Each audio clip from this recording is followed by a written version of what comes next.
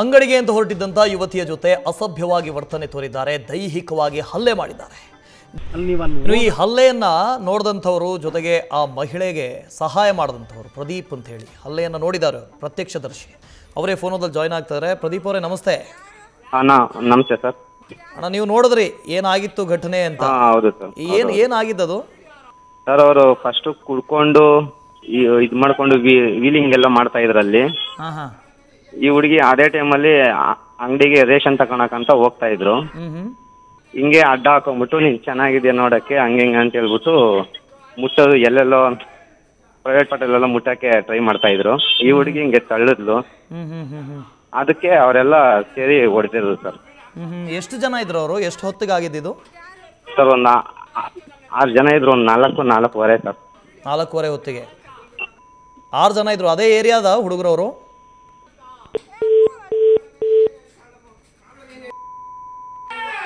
ಈಗ ನೋಡಿ, ಒಂದು 6 ಜನ ಇದ್ರು. 4:15 ಸುಮಾರಿಗೆ ನಡೆದಂಥ ಘಟನೆ. ಆಗಲೇ ಹೇಳ್ತಾ ಇದ್ನಲ್ಲ, ಈ ಗಾಂಜಾ ನಶೆ ಇಂಥವ್ರಿಗೆ ವೀಲಿಂಗ್ ಮಾಡೋದು ಒಂದು ರೀತಿ ಚಟ. ಇವು ವೀಲಿಂಗ್ ಮಾಡ್ತಾ ಇದ್ವು ಅಂತಲ್ಲೇ. ಆ ಹೊತ್ತಿನಲ್ಲಿ ಈ ಮಹಿಳೆ ಬಂದಿದ್ದಾಳೆ, ಯುವತಿ ಬಂದಿದ್ದಾಳೆ. ಆಕೆಯನ್ನು ನೋಡಿ, ನೀನು ಚೆನ್ನಾಗಿದೆಯಾ ಅದು ಇದು ಅಂಥೇಳಿ ಮುಟ್ಟೋದಕ್ಕೆ ಹೋಗಿದ್ದಾರೆ. ಆ ನಂತರ ಜಗಳಕ್ಕೆ ಬಿದ್ದಿದ್ದಾರೆ, ಹೊಡೆದಿದ್ದಾರೆ, ದೈಹಿಕವಾಗಿ ಹಲ್ಲೆ ಮಾಡಿದ್ದಾರೆ. ಹಾಡ ಹಗಲೇ ನಡೆದಿರುವಂಥ ಘಟನೆ. ಅಷ್ಟೂ ಜನ ನಶೆಯಲ್ಲಿದ್ದು. ರಕ್ಷಣೆ ಎಲ್ರಿ? ಇದು ಸಾಯಂಕಾಲ 4:15 ಸುಮಾರು, ರಾತ್ರಿ ಅಂತೂ ಅಲ್ಲ. ಗಾಂಧೀಜಿ ಹೇಳ್ತಾ ಇದ್ರು, ಯಾವಾಗ ನಮಗೆ ಸ್ವಾತಂತ್ರ್ಯ?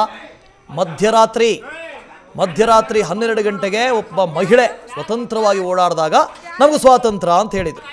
ಆಯ್ತು, 78-79 ವರ್ಷ ಕಳೆದು ಹೋಯ್ತು. ಇವತ್ತಿಗೂ ಮಧ್ಯಾಹ್ನದ ಹೊತ್ತಿಗೆ ನಡ್ಕೊಂಡು ಹೋಗೋದಕ್ಕೆ ಸಾಧ್ಯ ಇಲ್ಲ. ಯಾವ ಸ್ವಾತಂತ್ರ್ಯ? ಯಾರಿಗೆ ಬಂತು, ಎಲ್ಲಿಗೆ ಬಂತು? 47ರ ಸ್ವಾತಂತ್ರ್ಯ ಅಂದಂಗಾಯ್ತು.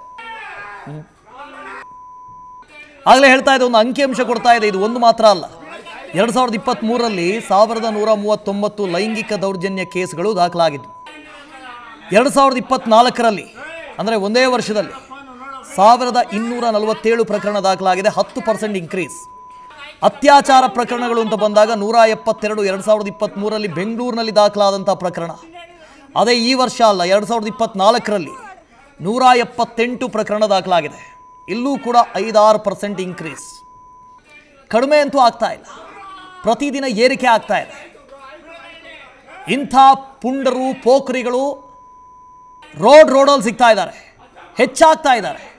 ಎಲ್ಲರ ವಯಸ್ಸನ್ನು ನೋಡಿ, 19ರಿಂದ 25. ಒಂದಷ್ಟು ಜನ ಅಪ್ರಾಪ್ತರು ಕೂಡ ಇರ್ಬೋದು, ಹೇಳೋದಕ್ಕೆ ಬರೋದಿಲ್ಲ, ಅಪ್ರಾಪ್ತರು ಇರ್ಬೋದು. 19ರಿಂದ 25 ಎಲ್ಲರೂ ಕಾಲೇಜ್ ಹೋಗುವಂಥವ್ರು, ಸ್ಕೂಲ್ಗೆ ಹೋಗುವಂಥವ್ರು, ಅಥವಾ ಯಾವುದಾದ್ರೂ ಕಂಪ್ನಿಗೆ ಕೆಲಸಕ್ಕೆ ಹೋಗಬೇಕಾಗಿತ್ತು. ಆದರೆ ಇಂಥ ಪುಂಡ ಪೋಖರಿಗಳು ರೋಡಲ್ಲಿ ರೋಮಿಯೋಗಳಾಗಿದ್ದಾವೆ.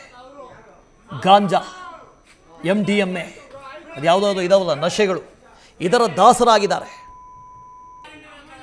ಆದರೆ ಮಠ ಮಧ್ಯಾಹ್ನ ಒಂದು ಮಹಿಳೆ ರಸ್ತೆಯಲ್ಲಿ ಓಡಾಡೋದಕ್ಕಾಗ್ತಾ ಇಲ್ಲ ಅಂತ ಹೇಳಿದ್ರೆ ಎಂಥ ಸೇಫ್ಟಿ ಕೊಡ್ತಾ ಇದ್ದೀವಿ, ಯಾವ ಮಟ್ಟಿಗೆ ರಕ್ಷಣೆ ಒದಗಿಸ್ತಾ ಇದ್ದೀವಿ? ನಿಜಕ್ಕೂ ಗೃಹ ಸಚಿವರು ಉತ್ತರ ಕೊಡಬೇಕು. ಇದು ಬೆಂಗಳೂರಲ್ಲಾಗಿರೋದು, ಬೇರೆ ಎಲ್ಲೋ ಅಲ್ಲ. ಹಿಂದೆಲ್ಲ ಹೀಗೆ ಆಗ್ತಾ ಇತ್ತು. ಎಲ್ಲಿ? ಬಿಹಾರದಲ್ಲಿ, ಉತ್ತರ ಪ್ರದೇಶದಲ್ಲಿ ಜಂಗಲ್ ರಾಜು, ಗೂಂಡಾ ರಾಜು ಅಂತ ಕರಿತಾ ಇದ್ವಿ. ಅಲ್ಲೆಲ್ಲ ಆಗ್ತಾ ಇತ್ತು ಹಾಡ ಹಗಲೇ. ಆದರೆ ನಮ್ಮಲ್ಲಿ ನೋಡ್ತಾ ಇರಲಿಲ್ಲ. ಇವಾಗ ಬರೋದಕ್ಕೆ ಸ್ಟಾರ್ಟ್ ಆಗಿದೆ. ಆ ಟ್ರೆಂಡ್ ಶುರುವಾಗಿದೆ. ಆ ಟ್ರೆಂಡ್ ಈಗ ತೀರಾ ಅತಿರೇಕಕ್ಕೆ ಹೋಗಿದೆ. ಅಷ್ಟು ಜನರ ಮುಂದೆ ದೌರ್ಜನ್ಯ ಎಸಗ್ತಾರೆ ಅಂತ ಹೇಳಿದ್ರೆ ಎಷ್ಟು ಧೈರ್ಯ ಅವರಿಗೆ? ನಾವು ರೋಡಲ್ಲೇ ನೋಡ್ತಾ ಇರ್ತೀವಿ, ಪ್ರತಿದಿನ ಪೊಲೀಸರು ಅಡ್ಡ ಹಾಕ್ತಾರೆ, ವೀಲಿಂಗ್ ಮಾಡೋರನ್ನ ಒಳಗೆ ಹಾಕ್ತಾರೆ, ರುಬ್ತಾರೆ ಅಂತ ಹೇಳ್ತಾರಪ್ಪ. ಅದು ಏನು ರುಬ್ತಾರೋ ಗೊತ್ತಿಲ್ಲ, ಚಟ್ನಿ ರುಬ್ತಾರ. ವೀಲಿಂಗ್ ಮಾಡೋರು ಹಾಗೇ ಇದ್ದಾರೆ, ಅಷ್ಟೇ ಜನ ಇದ್ದಾರೆ. ಏನು ಭಯ ಭಕ್ತಿ ಎಂಥದ್ದೂ ಇಲ್ವಾ? ಕಾನೂನು ಕಟ್ಟಳೆಗಳು ಕೆಲವ್ರಿಗೆ ಮಾತ್ರನಾ? ಎಲ್ರಿಗೂ ಇಲ್ವಾ? ಏನೊಬ್ಬ ಹೆಲ್ಮೆಟ್ ಹಾಕದೆ ಬಂದರೆ ಸಾಕು, ಹುಲಿ ಬಂದಂಗೆ ಎಗರ್ತಾರೆ ಎಲ್ಲೋ ಮರದ ಮರೆಯಿಂದ. ಅದೇ ಇಂಥವ್ರಿಗೆ ಶಿಕ್ಷೆನೇ ಇಲ್ವಾ ಹಾಗಾದ್ರೆ?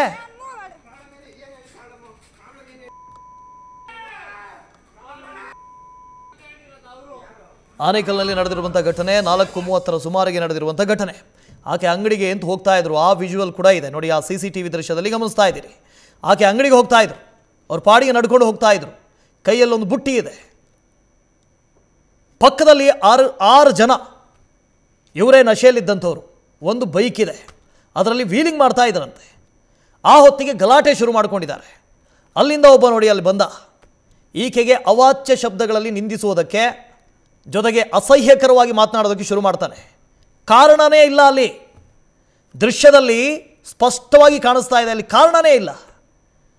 ಆಕೆ ಪಾಡಿಗೆ ಹೋಗ್ತಾ ಇದ್ದಾರೆ, ಅವನು ಪಾಡಿಗೆ ಬರ್ತಾನೆ, ಬಂದವನು ಬೈಯೋದಕ್ಕೆ ಶುರು ಮಾಡ್ತಾನೆ, ಅಶ್ಲೀಲವಾಗಿ ನಿಂದಿಸೋದಕ್ಕೆ ಶುರು ಮಾಡ್ತಾನೆ.